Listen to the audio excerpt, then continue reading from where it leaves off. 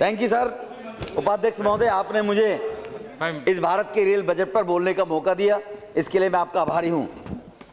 माननीय उपाध्यक्ष जी, यह रेल बजट केवल घोषणाओं का बजट नहीं है, समाज के हर वर्ग का पूरा ख्याल रखा गया है, क्योंकि सवारी के रूप में जो ट्रेन में यात्रा करते हैं वो किसी एक समाज के नहीं होते हैं। यह बजट भारतीय रेल की प्रगति में मील का पत्थर साबित होगा, इसमें भी कोई संकोच करने वाली बात नहीं है। यह बजट पिछले कई दशकों से पटरी से उतरी हुई भारतीय रेल को दोबारा पटरी पर लाने का प्रयास है। इसके लिए मैं बधाई दूंगा माननीय रेल बजट जी को, माननीय प्रधानमंत्री जी को। माननीय उपाध्यक्ष जी, इस बजट में सुरक्षा, सुविधा, स्वच्छता में सभी पर पूर्ण रूप से ध्यान दिया गया है। 2014-15 का रेल बजट 65,798 करोड़ रुपए का था, जबकि इस बजट में इस राशि को बढ़ाकर 1,11,000 करोड़ रुपए किया गया है, जो कि पूर्व रेल बजट राशि से 52% अधिक है। माननीय प्रधानमंत्री जी, माननीय रेल मंत्री जी के इस फैसले को मैं बधाई देता हूं, जिसमें उन्होंने इस ट्रेन चलाने से अधिक बल पुरानी योजनाओं को पूरा करने का दिया है।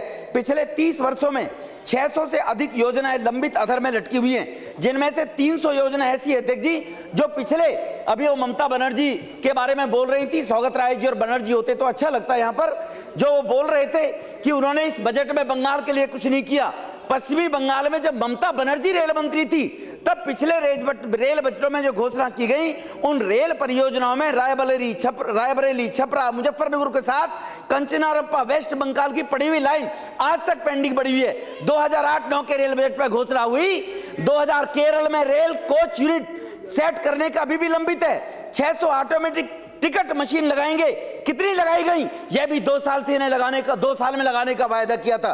पश्चिमी बंगाल के दनकुनी में फाउंडेशन स्टोन लगाया गया ममता जी द्वारा, लेकिन इलेक्ट्रिकल व डीजल इंजन बनाने का प्लांट बनेगा कहा गया, जिसकी डेडलाइन दिसंबर 2011 थी। वो आज तक कहां हुआ, क्या हुआ? इसलिए माननीय उपाध्यक्ष महोदय, उड़ीसा में भी बहुत से ऐसे रेलवे प्रोजेक्ट थे जो लगभग 2 दशकों से लंबित पड़े हुए हैं। इसलिए ये जो रेल बजट आया है माननीय उपाध्यक्ष महोदय, साफ सफाई में संबंध में 1700 नए शौचालय बनाने की योजना है। माननीय उपाध्यक्ष महोदय, मैं आपको बताना चाहता हूं, मैं अभी एमपी बनने के बाद एक रेलवे स्टेशन है, उस रेलवे स्टेशन के ऊपर मैं जब पहुंचा माननीय अध्यक्ष महोदय, तो उस रेलवे स्टेशन की हालत में आपको बताऊं कि वहां पर टॉयलेट स्टोर के रूप में बने पड़े हैं, टॉयलेट है ही नहीं। उन तुगलकाबाद रेलवे स्टेशन, दिल्ली में हम घुसते हैं और दिल्ली का पहला रेलवे स्टेशन पड़ता है। इसी प्रकार से दक्षिणी Delhi, first impression is last impression. Delhi देश की राजधानी है, रेल वहां घुसेगी, पैसेंजर उतरेंगे, टॉयलेट नहीं है तो देश का क्या हालत होगा? इन्होंने कभी चिंता नहीं की इस बात की। इसीलिए मैं इस रेल बजट के माध्यम से मैं निवेदन करना चाहूंगा कि जो महीनों से बंद पड़े वहां पर टॉयलेट वगैरह, वो तुगलकाबाद, बिजवासन, पालम, शाहबाद, वहां पर उनको पूरा किया जाए। इस रेल बजट में माननीय मनोज जी से निवेदन करूंगा।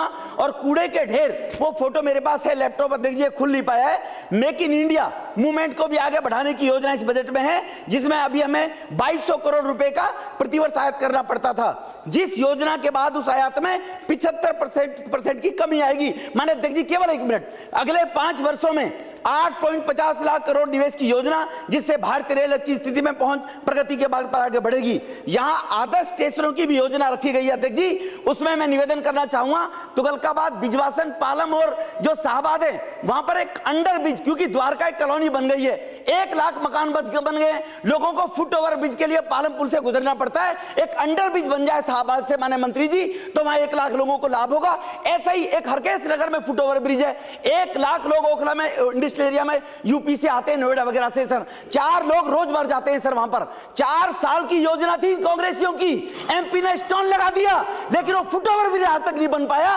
उस हरकेश नगर के फुट ओवर ब्रिज को अगर बना दें, इनके कर्मों को ढक दें, देखिए रेल बजट ढकेगा। इसलिए मैं बधाई देना चाहूंगा और आपका धन्यवाद करना चाहूंगा, आपने मुझे बोलने का मौका दिया। बहुत बहुत धन्यवाद जी।